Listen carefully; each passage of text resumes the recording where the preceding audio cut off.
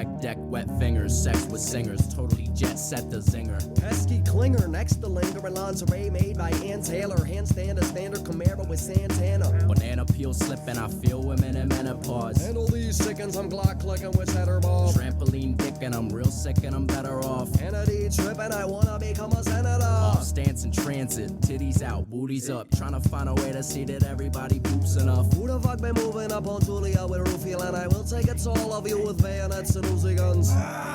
What? Something was touching me, hoping someone that wanna suck me under the fucking sea.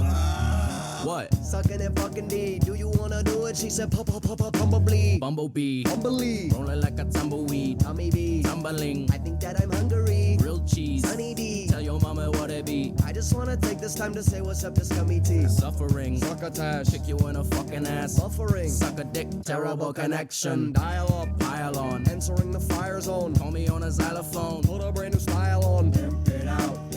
This is it. Pimp it out. This is it, everybody. Welcome back to the Weed Cap. I'm your host, Caleb. With me, as always, Lauren. Lauren, say hello to the folks at home. Hey. Things are not going well over here at Weed Cap Manor. The reason for that is that we have been off. We took our vacation, and we've been off work, and we go back to work tomorrow. So things aren't looking up over here. We have the Monday scaries instead of the Sunday scaries. And it's even scarier after you've been off for a while because you don't know what you're walking back. You take a day off here, a day off there, everything's fine. You take a long period of time off, you've got no idea what you're walking back into. No, I've had my work notifications turned off since Thursday night. I've been unreachable. They would have to, I might as well be a monk on a mountain. They would have to send some sort of consulate member to hike the mountain and get to me. Carrier pigeon, something of the nature. I do want to talk about something before we get into. I don't even remember what the movie was called, if I'm being honest. Opus. Oh, okay. Opus, as if magnum opus. No, opals. I don't know what an opus is. Neither do I. So last night we're laying in bed. We're trying to stay awake, trying to enjoy the last night of freedom because the day before you go back to, the last day of something is not really a vacation. No. It's mental anguish. Mm-hmm. It's hell. The last day is spent crying, ruminating on what is to come. And you would think you're going back into a short week, only a 4-day work week. You'd think you'd be happy. You're not. No. You're not happy at all. You're ungrateful. We're laying there. Lauren's not paying me any attention. And as I usually do. I like to have attention.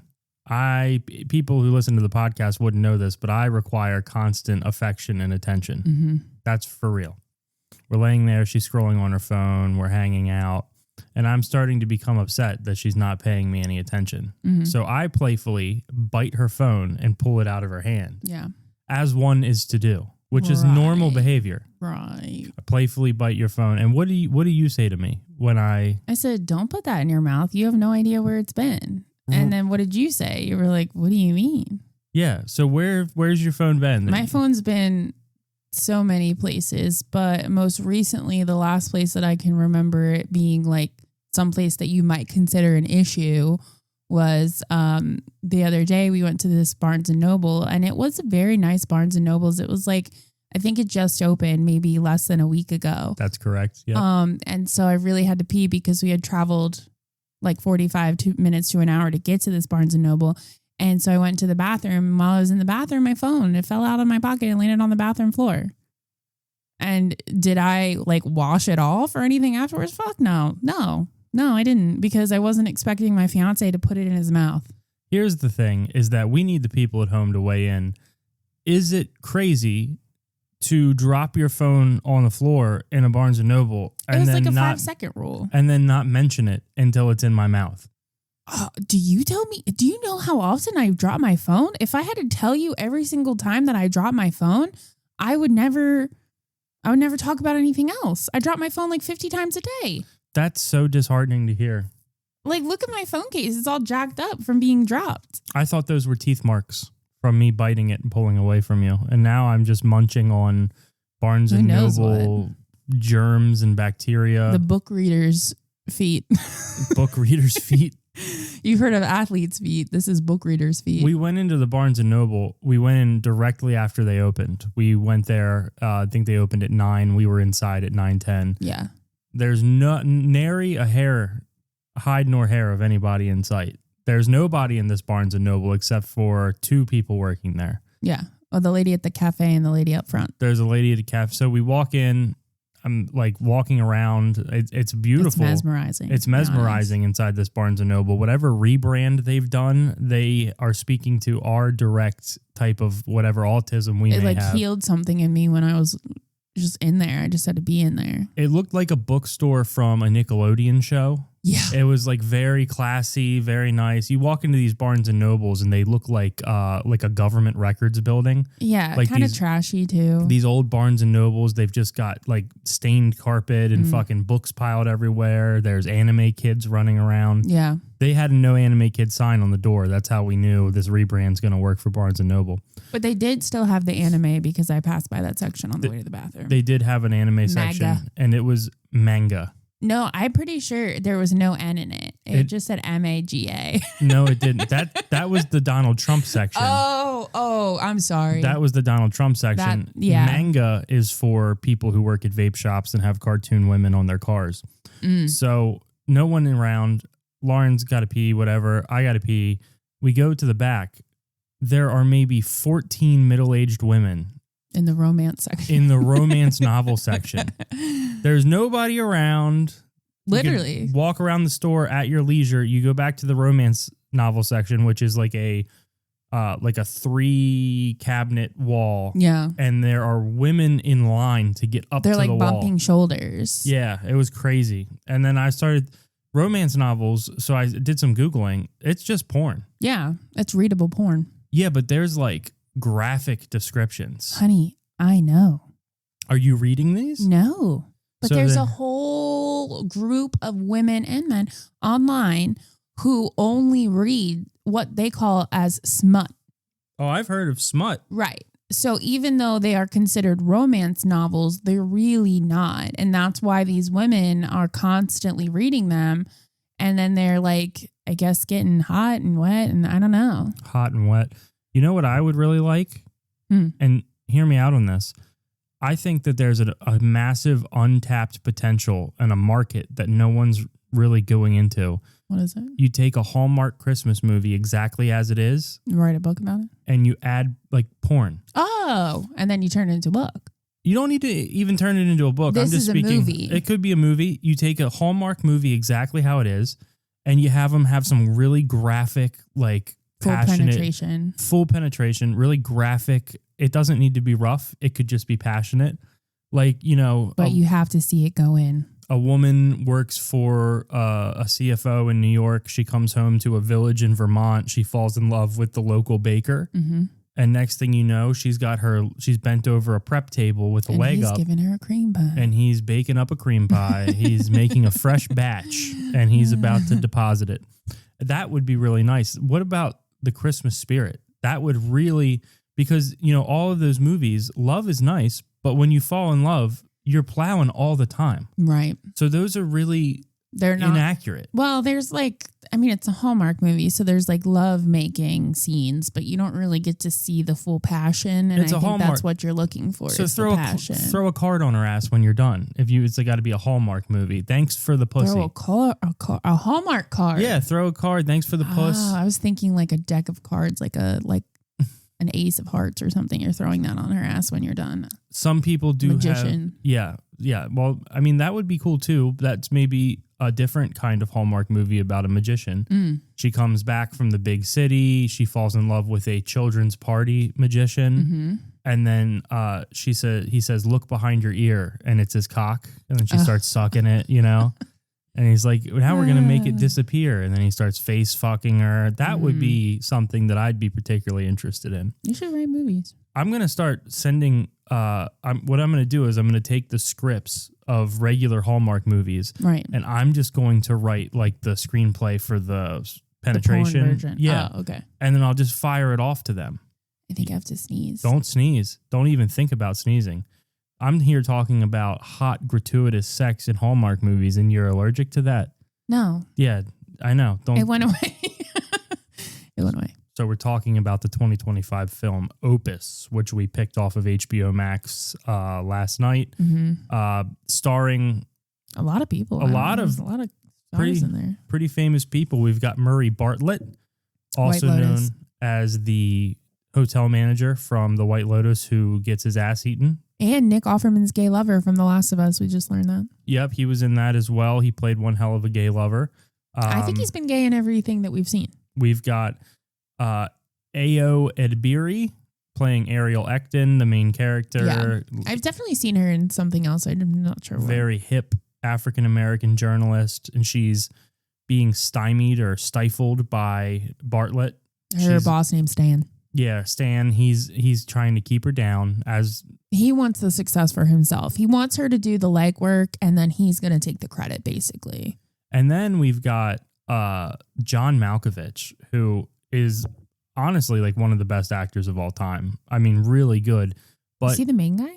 yeah, he is Moretti. So the movie stars as the synopsis is that John Malkovich plays the biggest pop star in the world. It's a fictional character named Moretti, and he's been off the grid for a while. He's in the 90s. He was huge. He was a cultural phenomenon.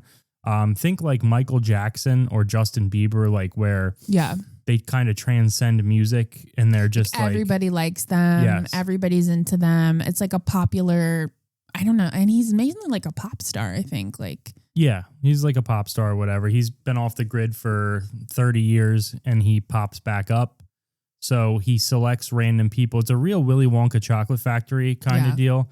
He starts selecting people from the journalism industry or people who like influencers, like famous people, and he invites them to his compound. Neverland Ranch.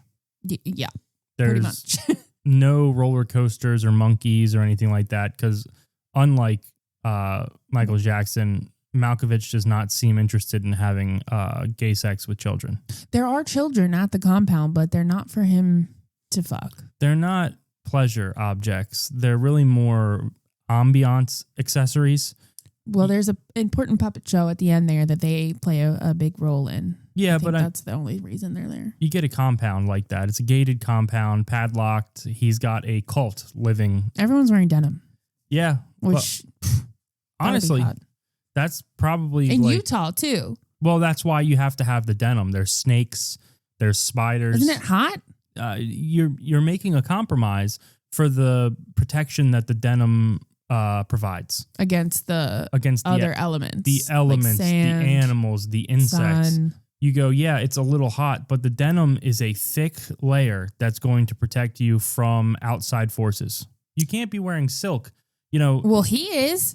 One thing I'd like to point out is Marzetti or Moretti, whatever the fuck the main character is, he is in silken long robes and it's got jewels embedded in it. He's stunting, but the rest of everyone else is in fucking denim, and even their goddamn blankets are denim. Well, he has to differentiate himself as a cult leader. I mean, you see Jared Leto, he's wearing silken robes. Every cult leader. He's a cult leader? Oh, absolutely. He's got a cult. And these cult leaders, they need to differentiate themselves from the common man. They need to, in case someone is there who, is retarded and can't follow who the person is supposed to be that they're following. He needs to look the part. He needs to be differentiated against. So, and as a cult leader, they always pick these silken robes. Yeah, it's always long silken robes. Flowy silken robes. If I was a cult leader, I would want some support for my big old fat nuts. Do you know what I mean? Mm-hmm. I would need something like... You don't think he's wearing underwear? I think the whole point of the silken flowy robes, because a lot of the robes are like see-through, so you don't want like... You don't need panty lines. Well, panty lines, but also like a pair of navy briefs are probably showing through the robe. I see. So you got to almost be hanging dangling. And I don't know... Bare ass in the silk pants. Well, yeah, and I've had silk boxers. They feel nice, but the problem with the silk boxers is they end up inside of your asshole within like 3 minutes of wearing them.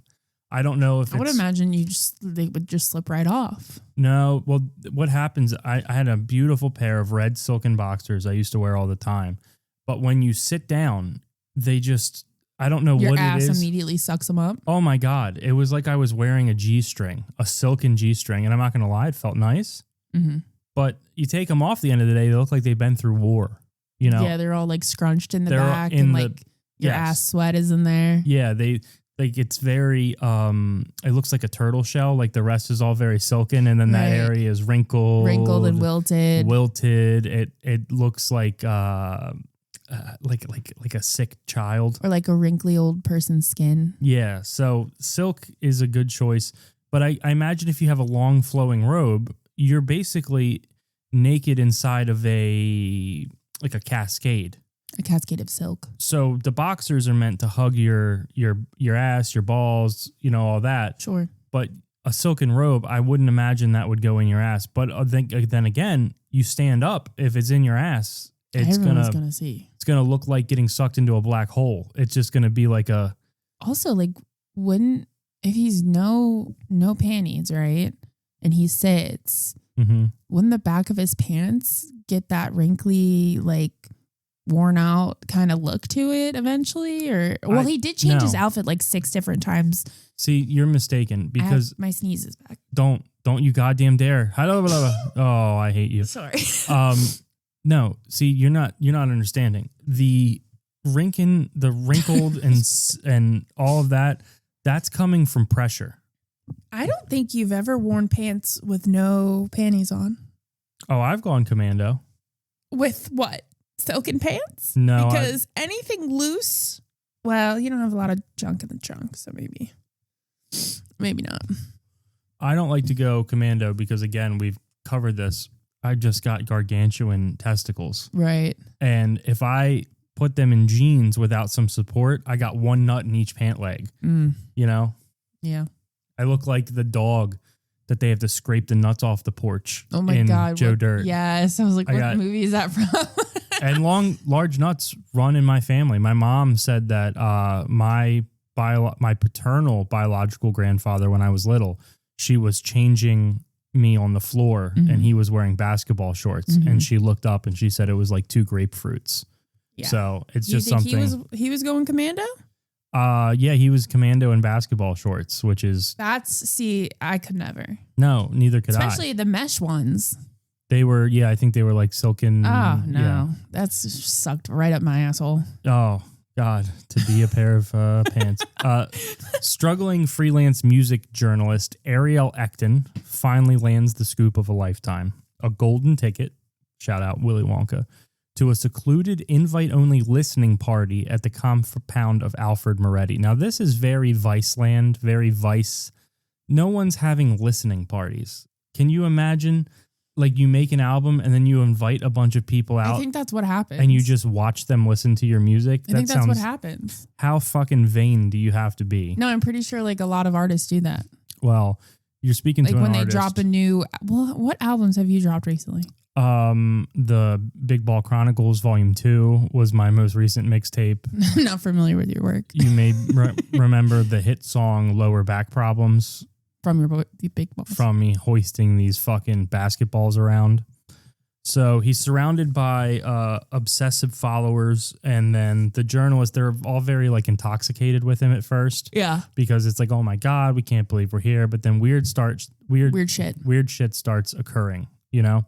He starts he makes everybody eat the same bread. I didn't like that. They call it first roll, which is where they put a giant like Panera bread bowl down on the table and everyone takes a bite and passes it around.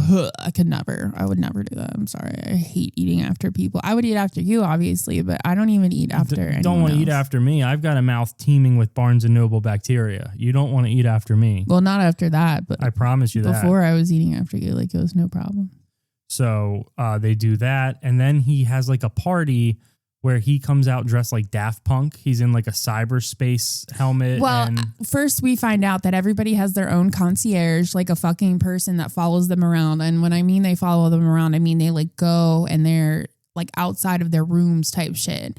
And then we see that everything is under surveillance, which no surprise, obviously.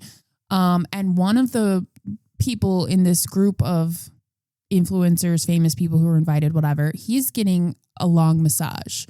And while he's getting the long massage, some others come in. We don't really see who because we're focusing on his face, which is tucked inside that massage bed hole. But basically they take him away and he's never seen again. And so that's when people start being like, where's Bill? And they're like, oh, he's just enjoying his time, getting a long massage. Now, keep in mind, he started the massage the night before and people are asking about him the very next day, like at dinner. And they're like, oh no, he's just enjoying his time. Bill is having a marathon session on the milking table. Right. The milking table, of course, is where there's two holes in a massage table. One low and one low and then there's a woman under or a man, depending. It doesn't on where really you go. matter if you can't see. Well, and that, yeah, I guess I think you would see them walk into the room. No, dude, his head was down at the floor. I think you would feel like a male presence. You know what I mean? Like, I feel like if I went into a glory hole, I think through intuition, I could tell who's on the other side. You know what I mean? You're standing in a glory hole. First things first, it's going to be 9 times out of 10 at a glory hole, it's a man on the other side. I think you're probably correct about that. And like 99.9%. I think you're probably correct about that. But what I'm saying is, let's say that you were on the other side of glory hole. I feel like I could feel the presence. You know what I mean? I feel like you could sense the energy. I could sense the energy. I'd be like, first of all, there's no fruity perfume. That's what you gotta be sniffing around. Now, here's the thing. Not all women wear fruity perfume. A lot of them do. And I feel like that's a good indicator off the bat that it's a woman on the other side. Okay. What if it's a dude who sprayed himself with fruity perfume? Well, that's the thing, is that most men probably have a bit of a musk to them, you know? I don't know. So, Mr. Pearberry. Excuse me? You heard me. Pearberry. Yeah, Mr. Pearberry. That's you. What's that? Your infamous scent that you stole from my Bath and Body Works collection that you spray on yourself almost every morning. It's called Pearberry. That's the scent. And you say it's your signature scent. For a while, it was raspberries and cream. No, it was raspberry cupcake. And we ran out of it. Oh, yeah, because it was a limited time flavor. Now he's switched over to Pearberry. And every so once in a while, he uses my vanilla gourmand. I like to smell. Spray. Okay. So you're saying that if you walked into a glory hole smelling like that and the man on the other side is supposed to just automatically assume that it's you and not a lady? Here's the other thing. You have the person press their lips against the hole. First? Yeah, to see stubble. That would be I'd be like, put your lips on the hole. Put your lips on the hole. Yeah. Let me see. Pucker up. And then she puts her pussy lips there and then you know it's not a man. Well, then. If she asks, what lips? Game Which on. ones? That's the correct answer. You say, put your lips on the hole. Someone and says, which ones? Which ones? You go, you're good to You're go good. ahead, put your cock in it. You Right. know? But if it's automatically a mouth, again, 99% chance it's a dude. Yeah. And I think the problem is a lot of glory holes are in bathrooms. So you're automatically put with your gender. Do you know what I mean? So we need to start having glory holes in unisex public libraries, places where, put a glory hole in the Apple store. You have your, the Whole Foods. Because you drop it off to an Apple engineer and you go, hey, do this, and they're like, hey, it's going to take 45 minutes. Would you like to go to our eye hole? Our eye hole. It's an eye hole. Eye glory hole. Yes. And new from Apple. New from Apple. Yeah. Steve Jobs was working on it. Yeah, before he passed, actually. This was his last project. R.I.P. Yeah. And it actually will give you a screen at the top that lets you see the other side. So it's not so much as an anonymous, or, it'd be even better if the screen just showed you like some sort of porn, like whatever porn you were interested in, or like whatever you were into that shows up on the screen in front of you while whoever, and again, I don't think you necessarily need to be aware of who's down there. Right. Because you're looking at the screen and you're just watching whatever the porn is. So you just... That's interesting. Yeah. Like you said, put one in the Whole Foods. That would be tough because everybody in the Whole Foods is going to have a bit of musk to them. So it would be hard to tell. True. You need to go for a more mainstream, like... Go in a Whole Foods and you're like, everybody in here smells like patchouli. Who's sucking my dick? It would be like ultimate level glory hole, like Walmart. Because you don't know what the fuck you going to get in there. Oh my God. You put a glory hole in the Walmart... You could honestly, it could be an animal on the other side. There's a Sprite sucking my penis. Some dude's just holding a Sprite bottle. No, I mean like a spirit. I thought you meant he was getting fucked by a Sprite bottle because we're in the Walmart. No. What? I've never heard of a Sprite like a spirit. Oh, okay. You're talking like ancient folklore? Yeah, it could be anything. Yes, a gnome is... A gnome. They need to put it in the home and garden. Well, where else would you put it in the Walmart? I mean, that is the only place for a glory hole to go. You're not putting it in the napkins or like in the frozen food aisle. Well, here's what they could do. They could paint... You know how there used to be video games behind long panoramic glass? Yeah. They could paint those glasses black. You put someone in there and you stay, and then you drill a little hole in like. So while you're playing video games, you get your dick sucked, or the video games are gone. I think the video games are now gone. I think they're just on. I think they're just on racks now. They've you think COVID did that? Yeah, probably. But that would be, and I'm sure the racks are still around. The large plexiglass. Actually, I think a lot of the electronics in Walmart are held behind those plexiglass things. Here's an idea for a reverse glory hole. You lower me down into a ball pit, and I just stick my dick out of the ball pit. Now whoever lands on it, it's their problem. The problem is that's in the children's area. We would need to move the ball pit. Maybe it's an adult only ball pit. Absolutely, yes. So that's where you could put a glory hole. We talked about public libraries. I wouldn't mind seeing a glory hole, like, again, we've talked about this ad nauseum in a restaurant. I was going to say, I feel like you would benefit the most from a Jersey Mike's glory hole. Jersey Mike's glory hole. You're waiting for your sandwich to get made and you're just standing at the glory hole. It's 2 for 1. And also, I believe that there should be glory holes not in the bathrooms, but at gas stations. Like at the pump? Maybe at the pump, yeah, because you getting pumped while you pumping? You're waiting for the fucking gas to pump, and you got nothing to do. You standing out there like a dickhead. Bring back gas station attendants who actually do something. Yeah, suck it. Or tug it, something. Tug it, reach in. Yeah, bring back gas station attendants. New Jersey has that figured out. Every gas station in New Jersey, you don't even have to get out of the car. They pump your gas, and while they're waiting, they jerk you off. Mm-hmm. Everyone knows that. That's even the ladies. That's one of the things that New Jersey is founded upon. Mm-hmm. Gabagool and getting jerked off at gas pumps. Yeah. That's why they have that law. Yeah, absolutely. And there should also be glory holes. That's how they should collect semen samples at doctor's offices.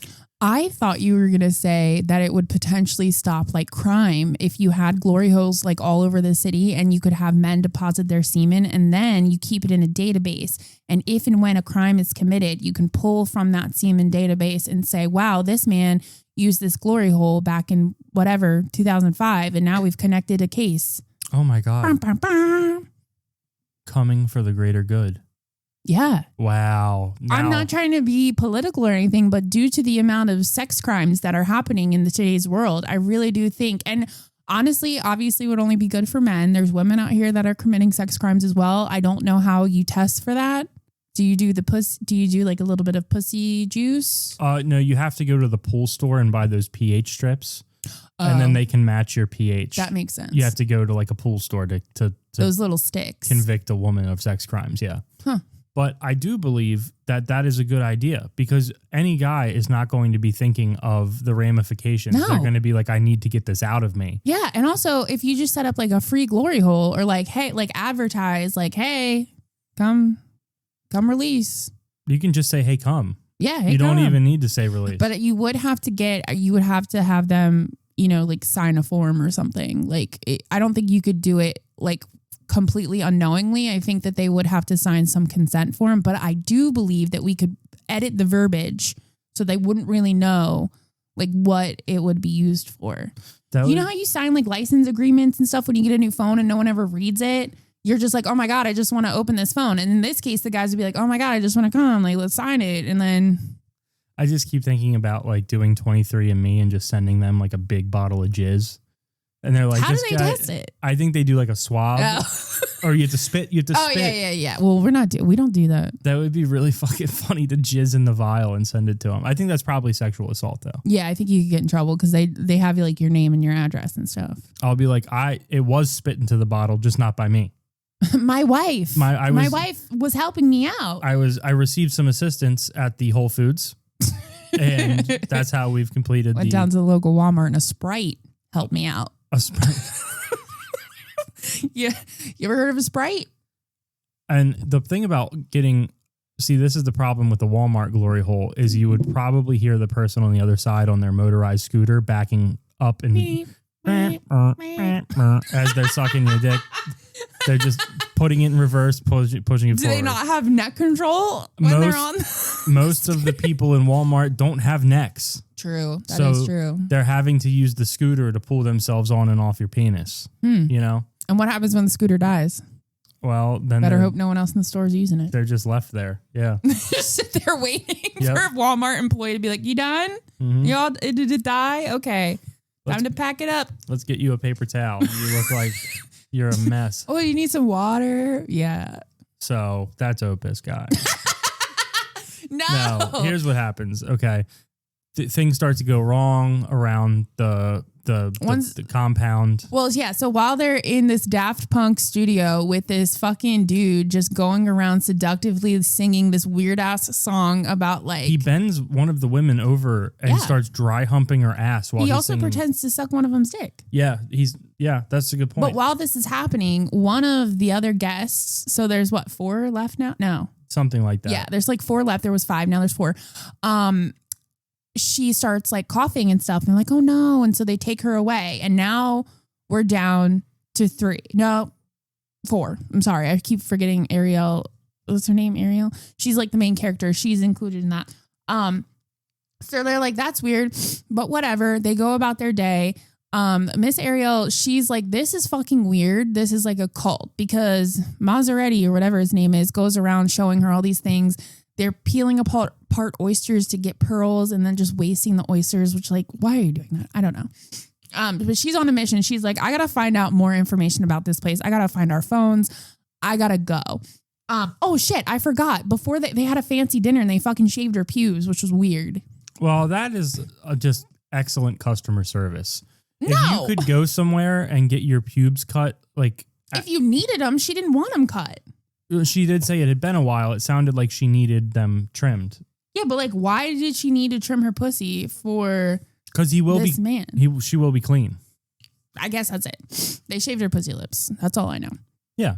But anyway, she escapes. She's finding all this weird shit. She finds a shed with like weird, like mutilated bodies of like animals. And then she missed this, but Bill's body was also in that shed. No head. Well, there was one head showing. Yeah, it was his little guy. So she leaves and she's like, I gotta fucking go. And so she goes, she packs her shit and she's trying to leave.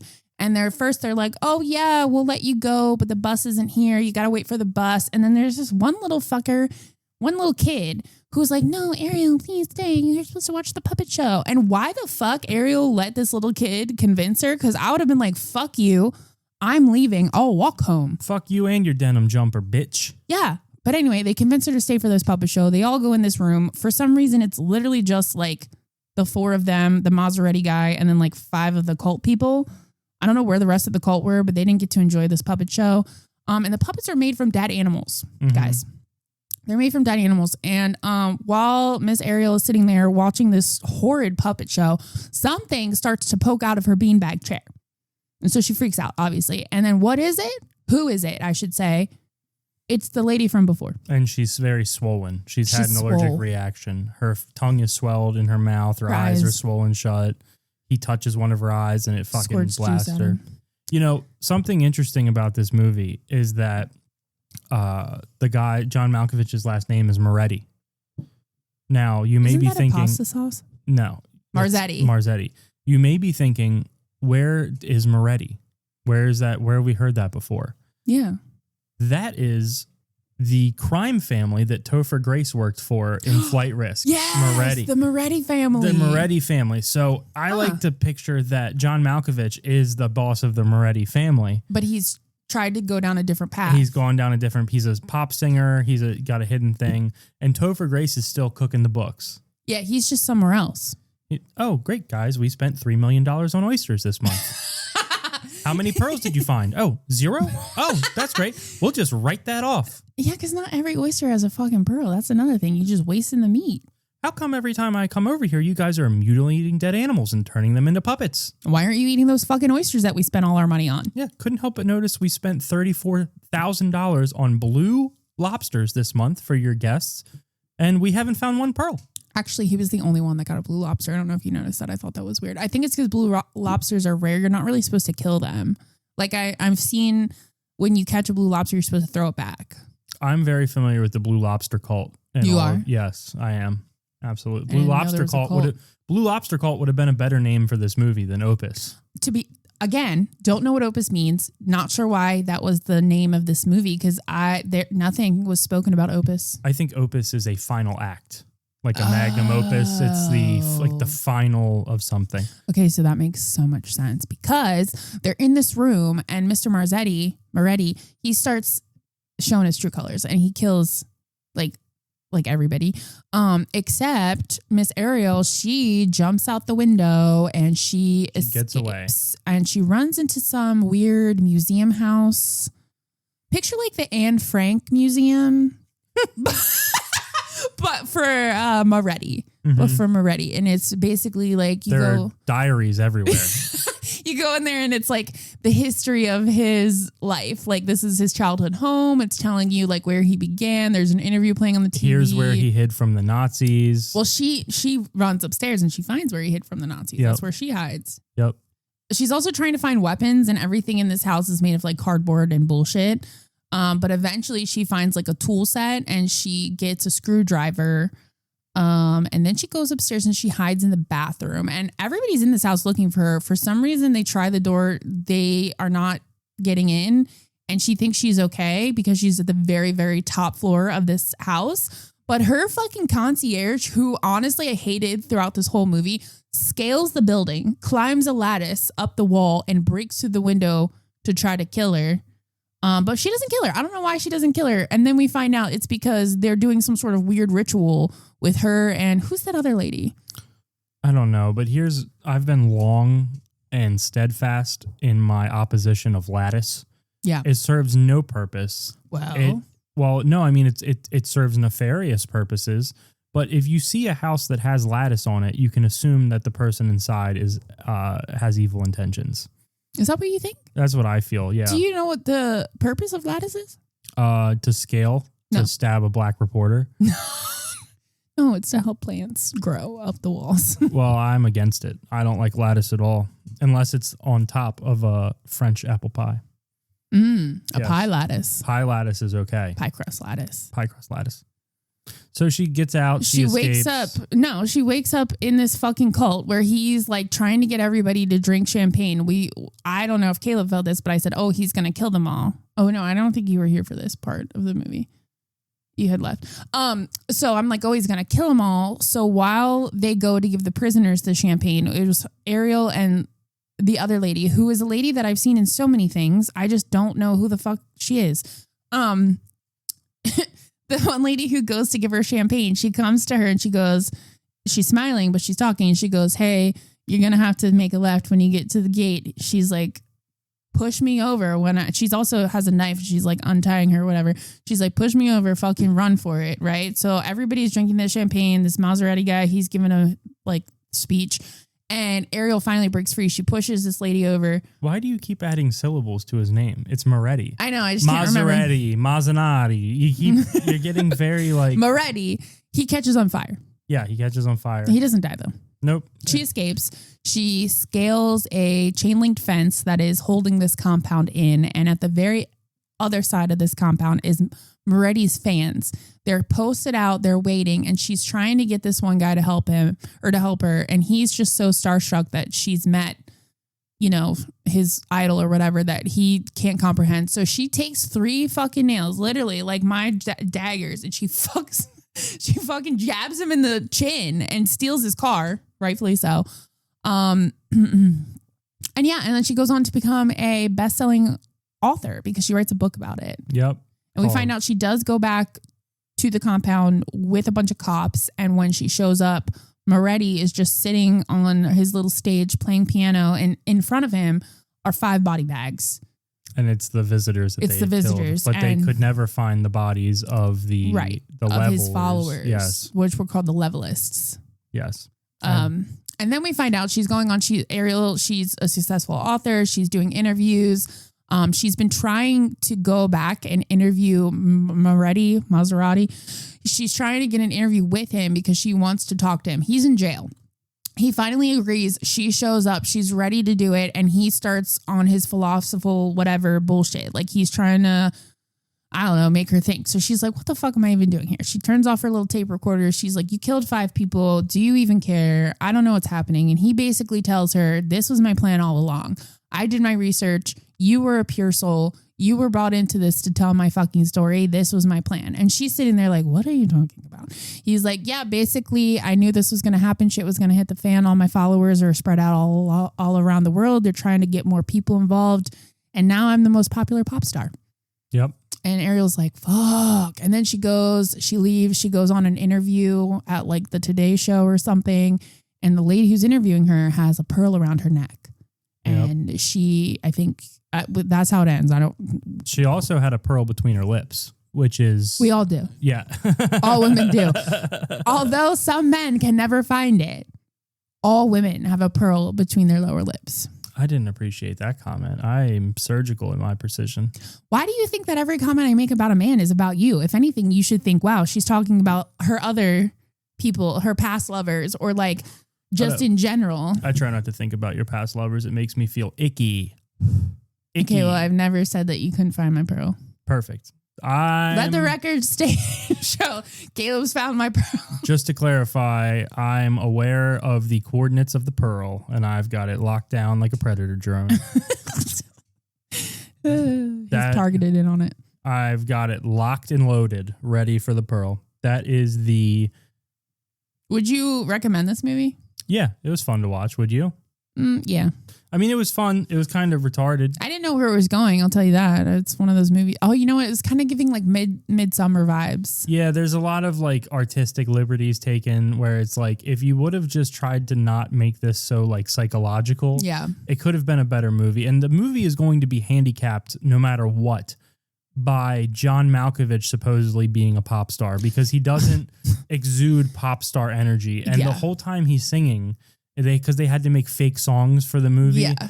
It's like this guy did not come up with these songs. He doesn't like, he definitely plays a cult leader well. Yeah, he doesn't play a fucking pop star. He does not come off as a pop star. So, and then you think who could have done it? Maybe Nicolas Cage. Nicolas Cage probably could have saved this movie because he can be eccentric, but also he does have that kind of like musical quality about him. You know who I was thinking? Keanu Reeves. No, but that's another good one. Hugh Jackman.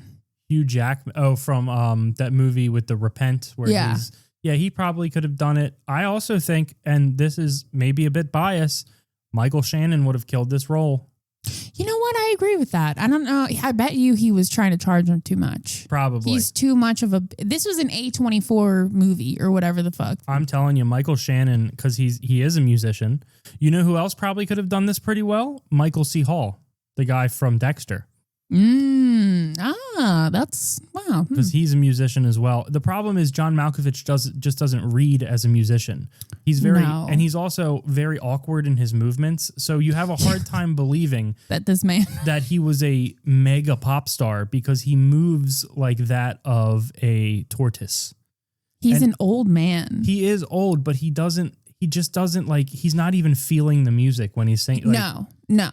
They should have gotten an actual musician or someone who like at least had, like you said, some musical like a background abilities. Because he's very like robotic. What if we look him up and it actually turns out that he is a musician or something? If he is, he's a dog shit musician. But he might be like a drummer or like a guitarist. So he's definitely not a fucking singer though. He should be feeling the fucking rhythm. The beat. Then. Yeah, I agree. Yeah, he's dog shit musician. He may be a musician here. It looks like he actually...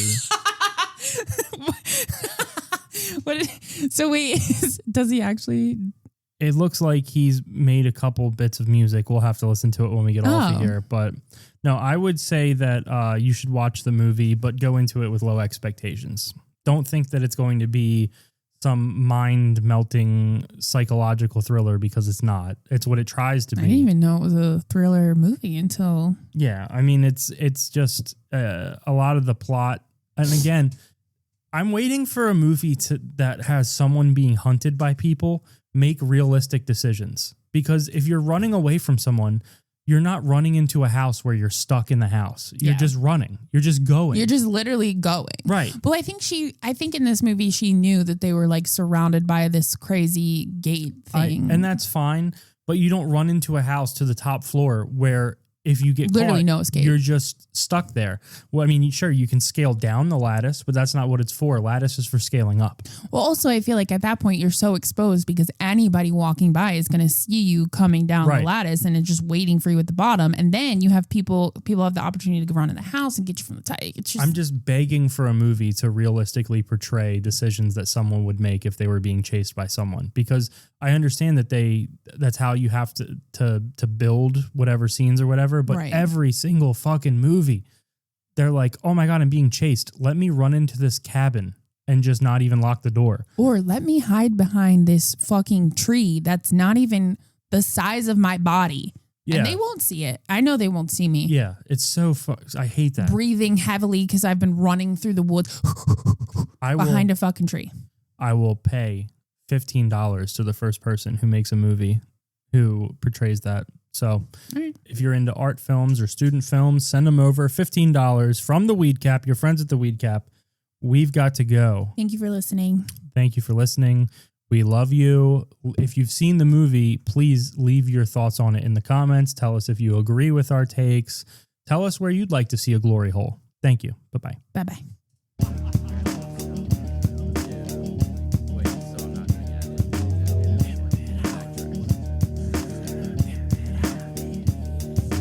Trickling tech deck, wet fingers, sex with singers, totally jet set the zinger. Pesky clinger next to lingering lingerie made by Ann Taylor. Handstand a standard Camaro with Santana. Banana peel slipping, I feel women in menopause. Handle these sickens, I'm Glock clicking with cheddar ball. Trampoline dick and I'm real sick and I'm better off. Kennedy tripping, I wanna become a senator. Off stance in transit, titties out, booties up. Trying to find a way to see that everybody poops enough. Who the fuck been moving up on Julia with a roofie and I will take it all of you with bayonets and Uzi guns. What? Something was touching me, hoping someone that wanna suck me under the fucking sea. What? Sucking it fucking D. Do you wanna do it? She said, bumblebee. Bumblebee. Bumblebee. Rolling like a tumbleweed. Tummy bee. Tumbling. I think that I'm hungry. Grilled cheese. Honey D. Tell your mama what it be. I just wanna take this time to say what's up to Scummy T. Suffering. Succotash. Kick you in a fucking ass. Buffering. Suck a dick. Terrible connection. Dial up. Pile on. Entering the fire zone. Call me on a xylophone. Put a brand new style on.